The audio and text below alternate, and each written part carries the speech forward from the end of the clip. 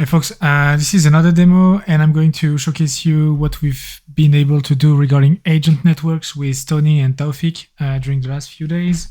So this, on the examples folder in the master repository, you have a agent network folder project that you can basically use and see how it's working. So we have this test network, and when I click on it, I can do two things. The first one is I can ask the agent network for information about cars. And in this situation, the agent network will decide to route me to one agent that has the answer. So I'll just showcase this case.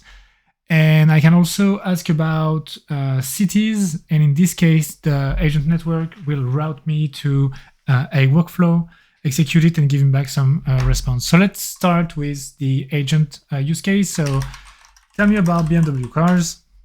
And as you can see, we have this little spinner here, and we'll get back to it right after. So it seems that the agent network is able to give me some answer, to stream me back some stuff, which is pretty nice.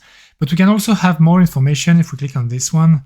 And we can, for example, check the decision-making process of the agent network. So the reason why the agent network has decided to forward the request to the agent one, which is the one responsible for dealing with cars, is because it's suitable to conducting researches and providing concise bullet point information about BMW cars. So it means that the agent networks is aware that this agent is able to do this. So this is one use case. Yeah, so let me show you another one. And I will say, tell me about London. And in this specific situation, it will just throw me a JSON object that corresponds to the output of the workflow. So as we can see, London is the capital city of England, blah, blah, blah, blah, blah, blah, blah, blah, a lot of things regarding this. But what is interesting for us is actually what's happening here.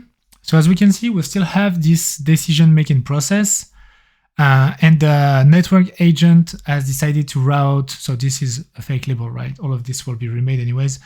But we are routing to the workflow one, and the reason is the task is to research a specific city, London, which aligns perfectly with the purpose of workflow one. So the agent network was able to understand what workflow one is supposed to do and has decided to route the request to it. We can also see some good things like the workflow execution, agent workflow one, agent workflow two, process has completed. And if you click on this, for example, workflow execution, you have access to the workflow itself, like this graph showing.